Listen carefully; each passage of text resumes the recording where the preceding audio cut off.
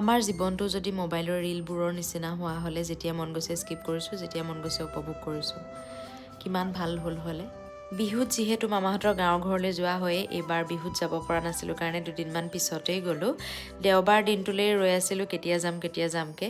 ইফালে মামীয়ে বনাইছে বিধে বিধে ব্যঞ্জন, খাবই পৰা নাই। মই লাহে লাহে খাই আছোঁ, ইমান খোৱাৰো অভ্যাস নাইকিয়া হৈ গ'ল, ইমানবিলাক বনাইছে। ইফালে খাই কৰি আহি পেলাই চালোহি পুৰণা এলবামকেইখন। ইমান ভাল লাগে পুৰণা ফটোবিলাক চাই পেলাই। আমাৰ ল'ৰা আকৌ সৰুটো মোমায়েকৰ লগত খেলাত ব্যস্ত, সি যিহেতু নাছিলে, বিহুৰ চান্দা তুলিবলৈ গৈছিলে, আহি পাই তাৰ লগত খেলি আছে। এইফালে মই চাই আছোঁ আমাৰ ভাইটিৰ চেনেলত আহিবলগীয়া নতুন শ্বৰ্ট ফিল্ম, নামটো হৈছে দুটি পথ। আপোনালোকে গৈ পেলাই চাব, মই ইয়াতে চেনেলৰ লিংকটো দি দিম। সি ক্লিপ দুটামান দেখাই আছিলে, তাকেই চাই আছিলোঁ। মিউজিকৰ কামখিনি হ'লেই ফিল্মখন ৰিলিজ দিব, আশা কৰোঁ আপোনালোকে চাব। আজিৰ ভিডিঅ'টো ইমানতে সামৰিছোঁ, নতুন এটা ভিডিঅ'ৰ সৈতে পুনৰ লগ পাম।